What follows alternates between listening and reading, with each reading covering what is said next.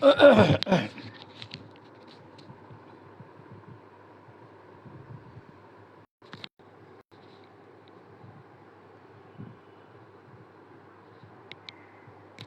বিল্লাহি মিনাশ শাইতানির রাজিম। বিসমিল্লাহির রহমানির রহিম।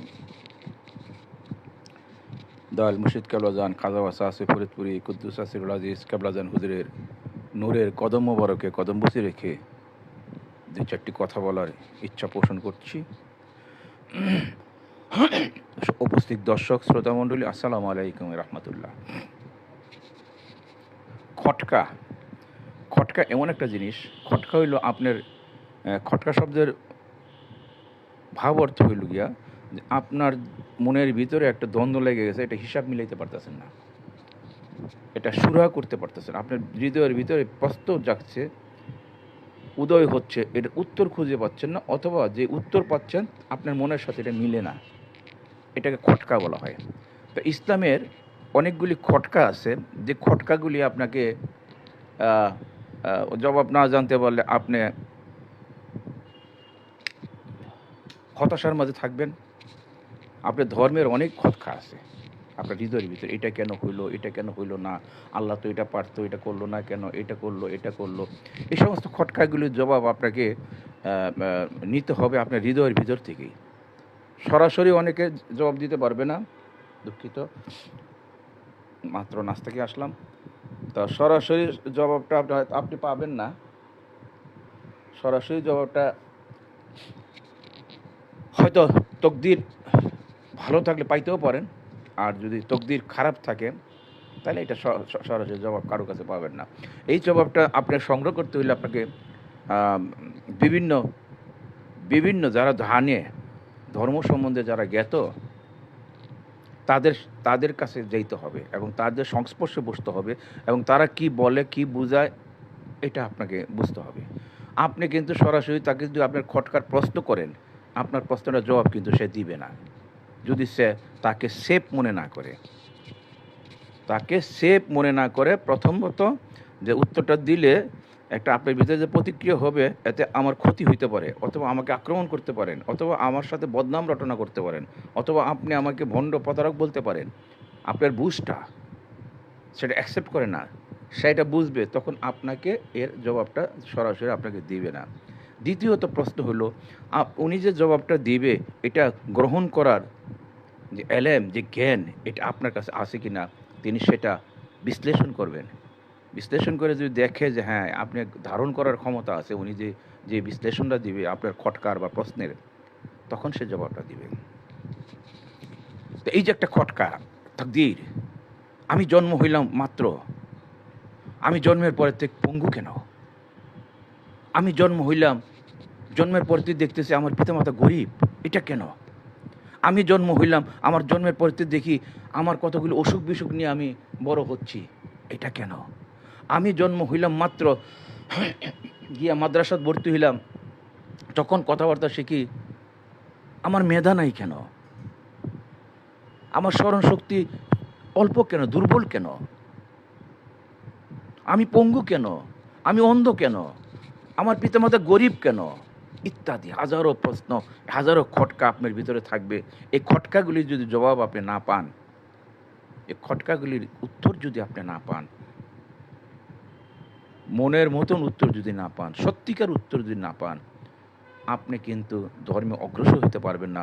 আস্তে আস্তে আস্তে আস্তে ওই যে নাস্তিকের দলটা আছে, যারা নাকি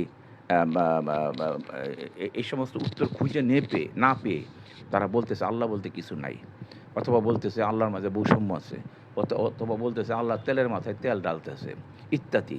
তখন তারা নাস্তিক, কাজে কাজে সেই দলের অন্তর্ভুক্ত হবে, যা আসলে তো সেই ঠিক। বড় বড় শিক্ষিত পণ্ডিতরা কিন্তু এটা এই ধরনের উক্তি করে থাকে।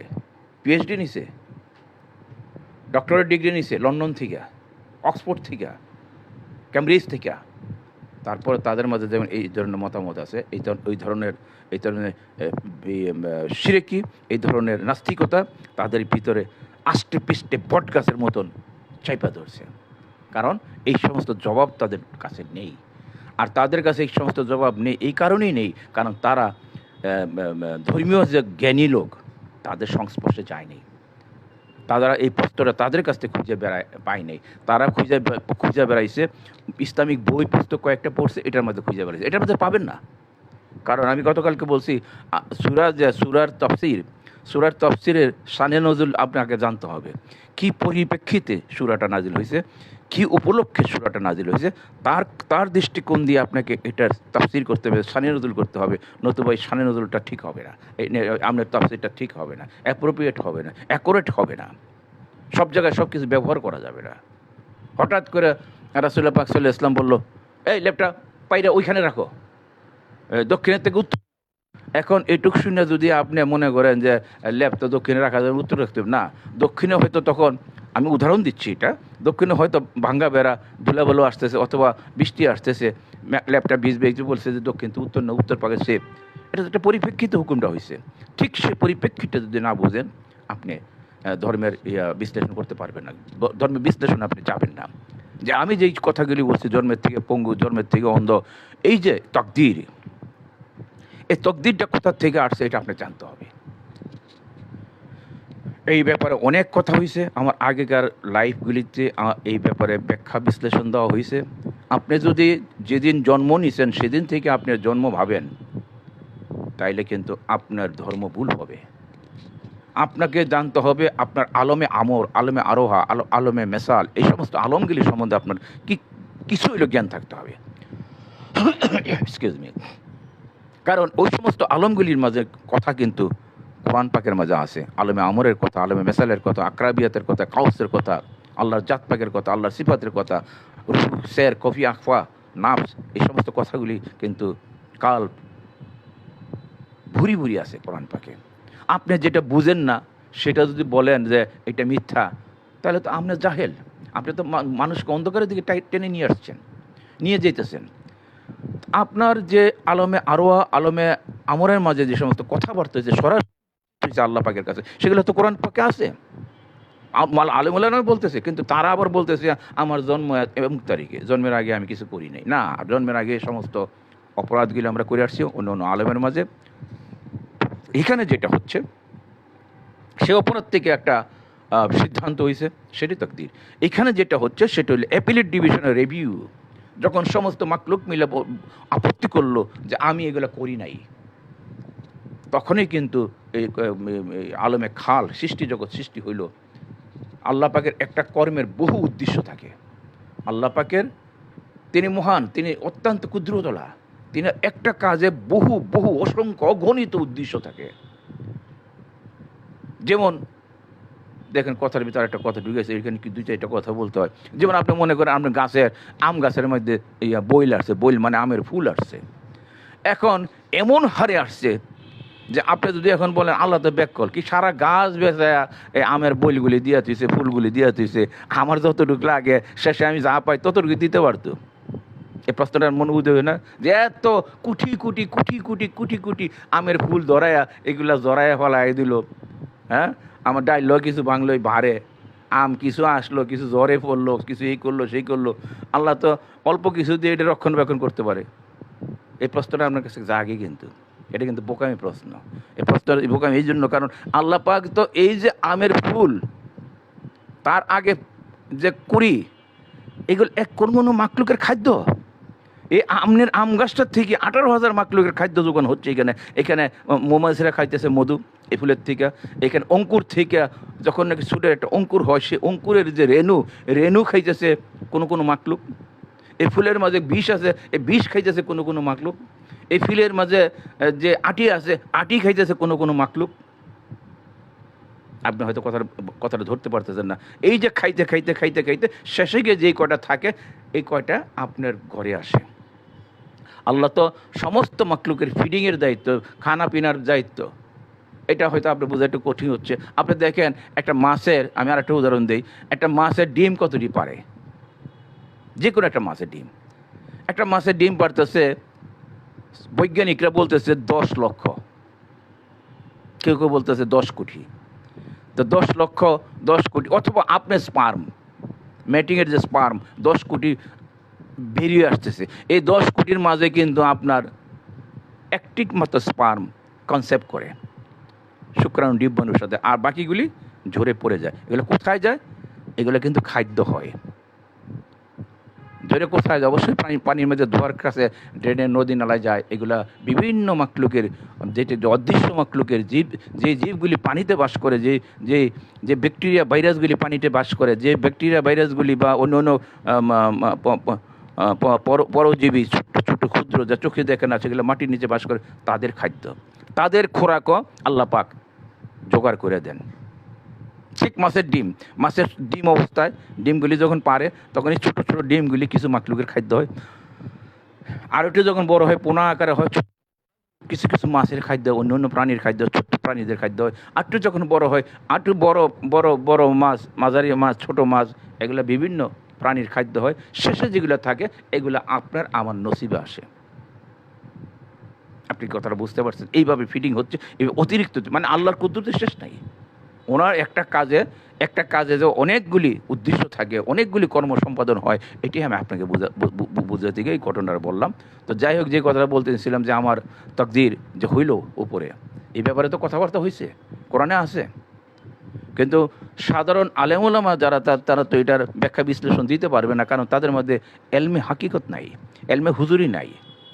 এইটার ব্যাখ্যা বিশ্লেষণ কাল, প্রহুসের, কফি, আকফা, আলমে আমর, আলমে মেসাল, আলমে হেস, আলমে আরোহা, এই সমস্ত জিনিসের ব্যাখ্যা বিশ্লেষণ, বিস্তারিত ব্যাখ্যা তারাই দিতে পারে যাদের কাছে এলমে হুজুরি আছে, যাদের কাছে এলমে লাদুনি আছে, যাদের কাছে এলমে বাতেন আছে। এই জন্য আমার মুর্শিদ কাবলাদান বলতো যে এলমে বাতেন নাই যারা, হাসরে সে অন্ধ হয়, এসকে খোদার নাহি যারো, কেতে অন্ধ হয়, এসকে খোদা নাহি যারো, হাসরে সে অন্ধ হয়। করিলে কামেল খুশি, উদয় হবে ভাগ্য শশী। করিলে কামেল খুশি, উদয় হবে ভাগ্য শশী। অকুল সাগরের মাঝে ডুবা নৌকা ভেসে যায়, অকুল সাগরের মাঝে ডুবা নৌকা ভেসে যায়। দেখ না ফরিদ করিল দান, অমূল্য চক্ষুরতন। দেখ না ফরিদ করিল দান, অমূল্য চক্ষুরতন। ইব্রাহিম ছাড়িয়া দিল মহামূল্য সিংহাসন, ইব্রাহিম ছাড়িয়া দিল মহামূল্য সিংহাসন। আপনার সমস্ত উত্তরগুলি জানতে হবে কামিলের কদমে গিয়ে, মিনসানে কামিলের কদম পাকে আপনি থাকতে হবে, তার খেদমত করতে হবে। খেদমত কিন্তু আল্লাহ পাক সবার কাছ থেকে নিবে না, খেদমত সবাই বুঝবো না। যার তকদিরে নাজাতি আছে, যার তকদির ভালো আছে, গোলন্দ নসিব আছে, সেই মুর্শিদে কামেলের খেদমত করতে পারবে।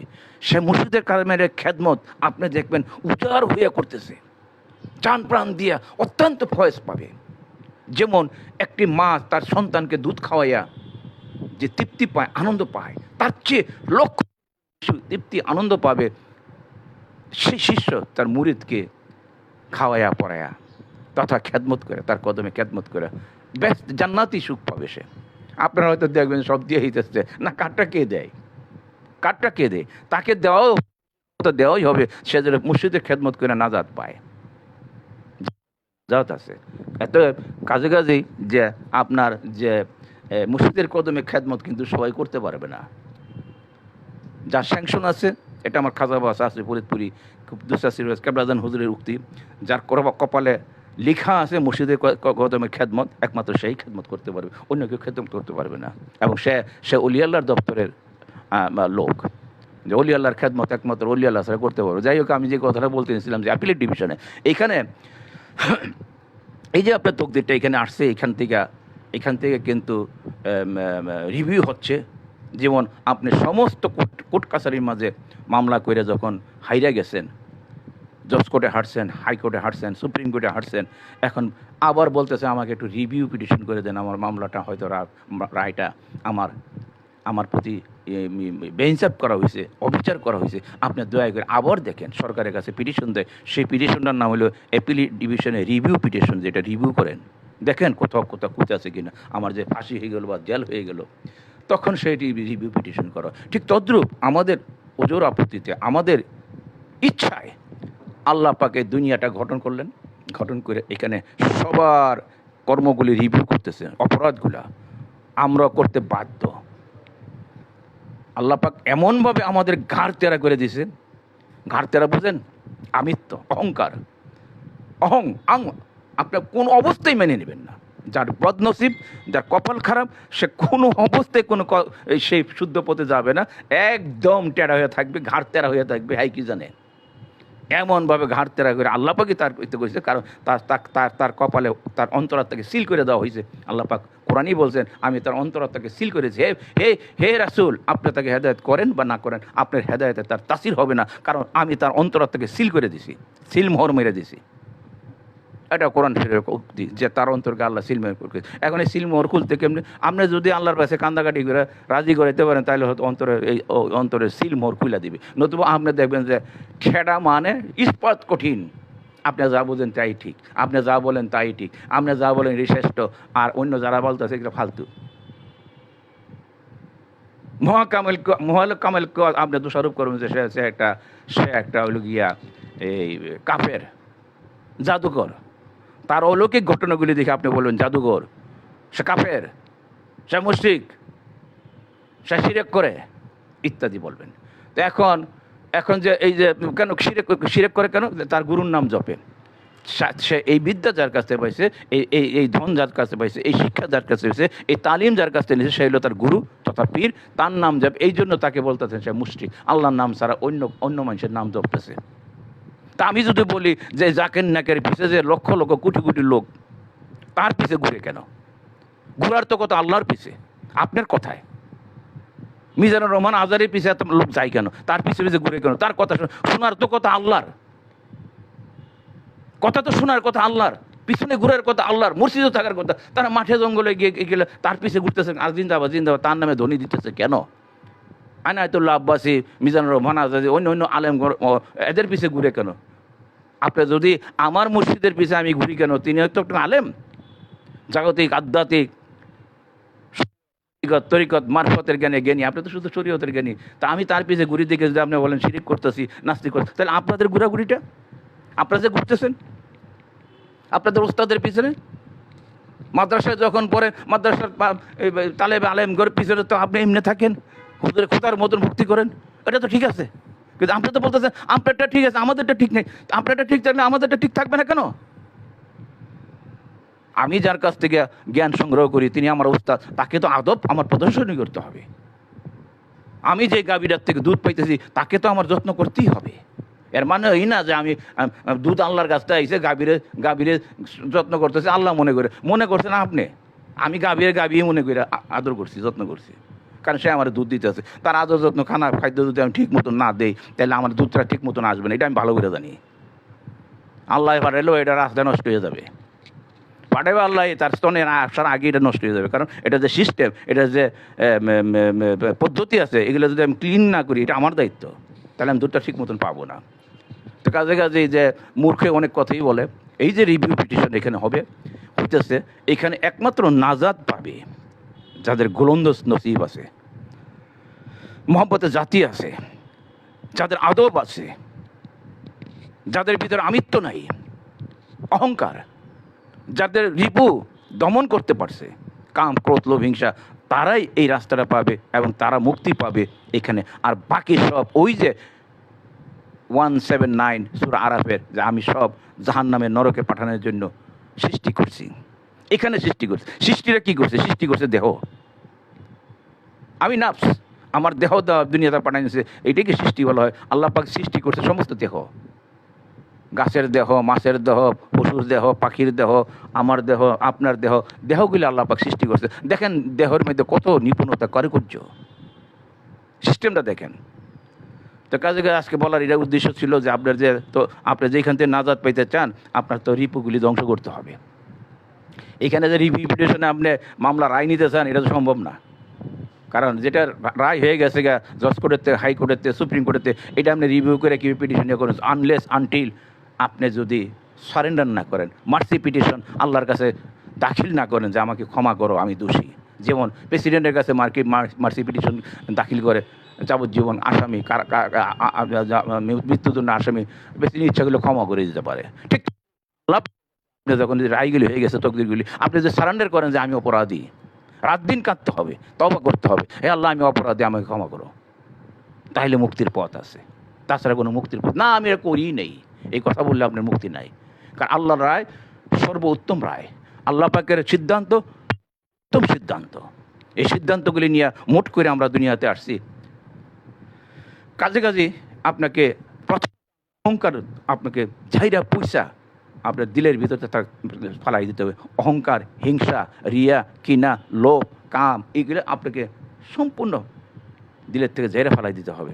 এই রিপুগুলা আজকে এইটুকু বর্ণনা ছিল। ওয়াকির দেওয়ানে আলহামদুলিল্লাহ রাব্বিল আলামিন। আসসালামু আলাইকুম রহমতুল্লাহ। আর কি জানি বলার কথা ছিল, ভুলে গেছি।